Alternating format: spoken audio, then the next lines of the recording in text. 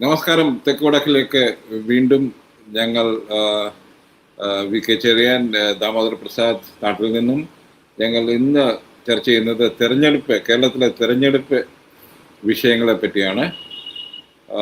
ദാമോദർ, നമ്മൾ എപ്പോഴും കേൾക്കുന്ന ഒരു സംഗതിയുണ്ട്. കേരളത്തിൽ CPM PR ഏജൻസിയെ ഹയർ ചെയ്തു, കോൺഗ്രസ് PR സംഗതി ചെയ്തു.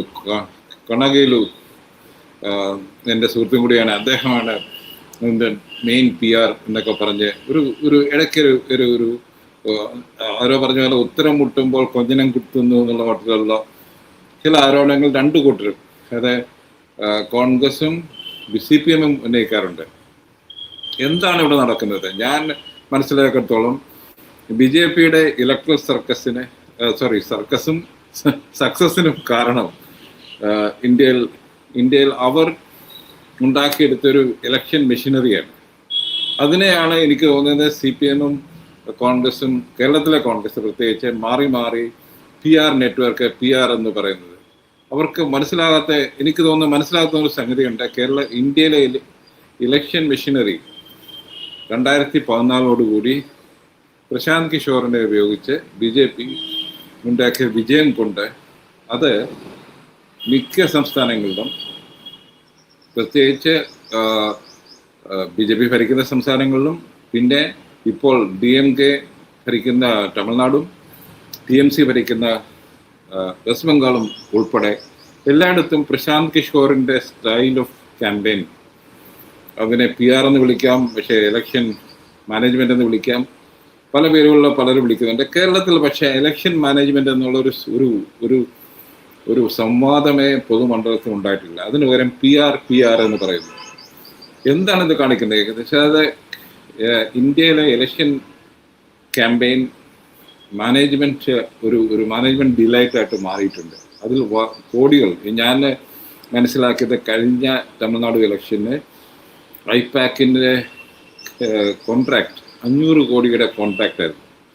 അതിലെ ഒരു 500 പേരെങ്കിലും ഇരിക്കുന്ന ഒരു ഹാളിൻ്റെ മുമ്പിൽ പോയി ഞാൻ അവരെ കണ്ടിട്ടുണ്ട്, അവരുടെ ഒരു DMK സുഹൃത്ത് വഴി. തമിഴ്നാട്ടിലല്ല, വെസ്റ്റ് ബംഗാൾ നമ്മൾ കണ്ടു.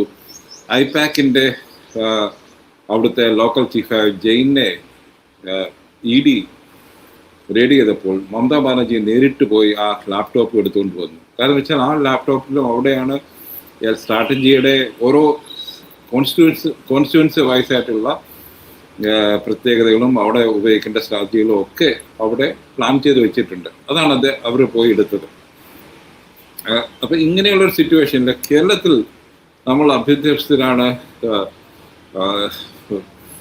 നമ്മൾ 100% ലിറ്ററസിക്കാരാണ്. എന്തുകൊണ്ട്, എനിക്ക് ഒരു ചോദ്യം ഇതാണ്, എന്തുകൊണ്ട് കേരളം അല്ലെങ്കിൽ കേരളത്തിലെ പൊളിറ്റിക്കൽ രാഷ്ട്രീയക്കാരും പൊതുസമൂഹവും ഈ ഒരു റിയാലിറ്റിയെ അക്സെപ്റ്റ് ചെയ്യാൻ മടിക്കുന്നത്?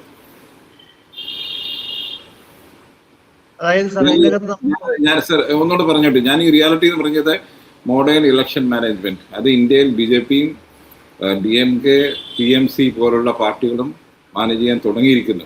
അവരിപ്പോൾ അതൊരു ഉറപ്പിച്ചു കഴിഞ്ഞു, അതൊരു പാർട്ടാണ് ഇലക്ഷൻ ക്യാമ്പയിന്. പക്ഷെ കേരളത്തിൽ അത് അക്സെപ്റ്റ് ചെയ്യാൻ പല CPM-നും കോൺഗ്രസിനും ഒക്കെ മടിയാണ്. കണകയിലു എന്ന് പറയുന്നതല്ലാതെ അദ്ദേഹം എന്താണ് ചെയ്യുന്നത്, അദ്ദേഹത്തിൻ്റെ പ്രസക്തി എന്താണ്, അദ്ദേഹം എന്തിനാണ് AICC മെമ്പറായിട്ട് ഇരുന്ന് ഇതൊക്കെ നോക്കുന്നത് എന്നതുപോലും കേരളത്തിലെ കോൺഗ്രസ്സുകാർ പോലും ചിന്തിക്കുന്നില്ല. അത് വിറ്റ് കിട്ടിയ പണം കൊണ്ടാണ് ദേശാഭിമാനി ആരംഭിച്ചത്. അപ്പോൾ CPM-ന്റെ സെലിബ്രിറ്റി എപ്പോഴും തൊഴിലാളി വർഗവും അടിസ്ഥാന വർഗത്തിൽ വരുന്ന ആൾക്കാരാണ്. അല്ലാതെ മമ്മൂട്ടി, മോഹൻലാൽ ഒരു കാരണവശാലും കമ്മ്യൂണിസ്റ്റ് പാർട്ടി സെലിബ്രിറ്റി ആയിരുന്നില്ല, ഒരു കാലത്ത് ആവാനും സഹിക്കാനും വേറെ. അപ്പോൾ ഈ സെലിബ്രിറ്റി ആകുമ്പോൾ അവർക്ക് എന്താ, ഇവരുടെ കാഡേഴ്സിന്റെ അടുത്തേക്ക്, കാര്യം CPM-ന്റെ കമ്മ്യൂണിസ്റ്റ് പാർട്ടി കാഡേഴ്സ് എന്ന് പറയുമ്പോൾ സ്വാഭാവികമായിട്ടും അത് ലെഫ്റ്റ് ലീനിങ് ആയിരിക്കും. അതുപോലെ തന്നെ ഈ ഗ്രൗണ്ടഡ് ആയിട്ടുള്ള ആൾക്കാരെ ഒരു വിഭാഗമായിരിക്കും. പൊളിറ്റിക്സ് ഒരു പക്ഷേ ആ നിലയിൽ ഒരു മാറ്റങ്ങൾ വലുത് വന്നിട്ടുണ്ടെങ്കിലും ഈ സ്വഭാവം പ്രകടിപ്പിക്കുന്നതാണ്. അപ്പോൾ ഇതിന്റെ അകത്തൊരു സെലിബ്രിറ്റിയെ കണ്ടെത്തുക എന്ന് പറയുമ്പോൾ ആ ഒരു സെഗ്മെന്റിലേക്ക് തന്നെ ഒരു മടങ്ങി പോകുന്നത്. അതിനൊക്കെ CPM വിച്ഛേദിക്കുക. കാരണം പുതിയ കേരള ലീഡർഷിപ്പിനെ സംബന്ധിച്ചോളം നേരത്തെ സൂചിച്ച പോലെ ഈ ഗ്ലോറിയിലും ഈ മീഡിയ ഗ്ലോറി എന്തോ ഒരു വലിയ കാര്യമാണ്. അത് ടെസ്റ്റ് ചെയ്യുന്ന തെരഞ്ഞെടുപ്പ് കൂടിയാണ്. ഈ തെരഞ്ഞെടുപ്പ് ഈ CPM-ന്റെ പബ്ലിക്കേഷൻ സ്ട്രാറ്റജി ടെസ്റ്റ് ചെയ്യപ്പെടുന്നത്.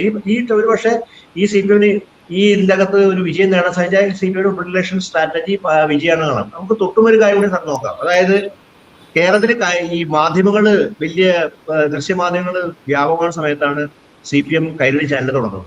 CPMന്റെ കാർമ്മികത്വം കഴിഞ്ഞാണ്. പക്ഷെ കൈരളി ചാനൽ വന്ന തരത്തിൽ CPM തോറ്റു. അന്ന് ആ ഇലക്ഷൻ പരാജയപ്പെടുകയും അപ്പോ അതിന് ഇമ്പാക്ട് ഉണ്ടാക്കാൻ പറ്റിയത് വളരെ വ്യക്തമാണ്. അപ്പോ ഈ ജനങ്ങൾ വോട്ട് ചെയ്യുന്നതിന്റെ കാരണം തികച്ചും ഈ മീഡിയേറ്റഡ് ആയിട്ടുള്ള പൊളിറ്റിക്സിനകത്ത് ആവണമെന്നില്ല. അവർ വേറെ അവരുടെ ദൈനംദിന പ്രശ്നങ്ങളും മറ്റ് അവരുടെ പെർസെപ്ഷൻസ് ഒക്കെ ബന്ധപ്പെട്ട് കാര്യമുണ്ട്. രണ്ടാമതായിട്ട് CPM ഒരു കാര്യം ചെയ്യാനുള്ള ആഗ്രഹിക്കുന്ന കാര്യം CPM എപ്പോഴും പറയുന്ന കാര്യമുണ്ട്. കേരളത്തിലെ വലതുപക്ഷ മാധ്യമം, അവർ പറയുന്ന വലതുപക്ഷ മാധ്യമം, അതായത് മനോരമയും മാതൃഭൂമിയും ഏഷ്യാനെറ്റൊക്കെ ഉദ്ദേശിക്കുന്നുണ്ടാവുക. ഇവരുടെ നിരന്തരമായ വിമർശനം സർക്കാരിനെതിരെയാണ്. അവരുടെ ഒരു പൊളിറ്റിക്കൽ ക്യാമ്പയിൻ സ്വഭാവം ഉണ്ടായിരിക്കാം. അപ്പൊ അതിനെ കൗണ്ടർ ചെയ്യാൻ ഇവർക്ക് ഇവരുടേതായ മെഷീനറി വേണം. അത് അംഗീകരിക്കും. പക്ഷെ അങ്ങനെ വരുമ്പോൾ എന്ത് മെസ്സേജാണ് അതിൽ എൻകോഡ് ചെയ്യുന്നതാണ് കാര്യം. ഇപ്പോ മനോരമയും മാതൃഭൂമിയും ഏഷ്യാനെറ്റും തുടങ്ങിയ ആൾക്കാർ CPM നിരന്തരം വിമർശിക്കുന്ന ഒരു നെഗറ്റീവ് ഉണ്ടെങ്കിൽ ആ നെഗറ്റീവ് ചെറുക്കാൻ വേണ്ടി ഇവർ ഉദ്ദേശിക്കുന്ന, ഇവർ കൊണ്ടുവരുന്ന നെഗറ്റീവ് മോഹൻലാലും മമ്മൂട്ടിയുടെ നെഗറ്റീവാണ്.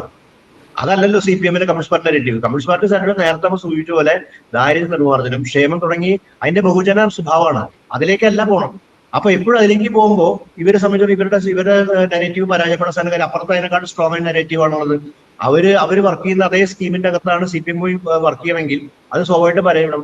ഞാൻ ഇത് പറയുന്നത് അവിടെയാണ് ഈ സ്ട്രാറ്റജി വരുന്നത്. ഇലക്ഷൻ സ്ട്രാറ്റജിയിലെ പരാജയം എന്താണ് ഞാൻ എന്നെ കാണുന്നത്. പിന്നെ മമ്മൂട്ടിയെ കൊണ്ടുവന്ന് ദാരിദ്ര്യ നിർമ്മാർജ്ജനത്തിന്റെ ആഘോഷം നടത്തുക എന്നുള്ളത്, അവിടെ ഞാൻ പറയുന്നത് അതാണ്. അമർത്യ സെൻ ആയിരുന്നെങ്കിൽ എന്തായിരുന്നു, ഒരു ലോക ന്യൂസാണ്. ചൈനയ്ക്ക് ശേഷം കേരളത്തിൽ ഇങ്ങനെ ഒരു സംഭവം നടന്നിരിക്കുന്നു എന്ന് ലോകം മുഴുവനും അറിയും. പക്ഷേ അമർത്യ സെൻ വരുന്നതിന് മുമ്പേ അദ്ദേഹം ചോദിക്കും, നിങ്ങളുടെ ഡേറ്റ എല്ലാം എനിക്ക് തരും, ഞാനൊന്ന് പരിശോധിക്കട്ടെ, എൻ്റെ ആൾക്കാർ പരിശോധിക്കട്ടെ എന്ന് പറയും. അപ്പം അതായത് there is an audit inherent in it by an expert like Amartya Sen. എനിക്ക് തോന്നുന്നു അവിടെയാണ് കേരളത്തിന്റെ പരാജയം. അതായത് ഇതൊക്കെ പബ്ലിക് ഓഡിറ്റിന് അല്ലെങ്കിൽ എക്സ്പെർട്ട് ഓഡിറ്റിന് വിധേയമാകുന്ന ഒരു സംഗതിയാണെന്നുള്ള ഒരു ബോധമില്ലായ്മ ഇപ്പം എനിക്കൊന്ന് CPMന്റെ CPMന്റെ മാത്രം ഇടതുപക്ഷത്തിന്റെ പല നേതാക്കന്മാർക്കും ചെയ്യുന്നുണ്ട്. ഇതൊക്കെ ഒരു ബിൽഡപ്പ് മാത്രമായിട്ട് അവർ കാണുന്നു. അപ്പോൾ അതുകൊണ്ടാണ് ഇത് ഈവന്റ് മാനേജ്മെന്റ് ആയിട്ട് ചുരുങ്ങുന്നത് എനിക്ക് തോന്നുന്നത്.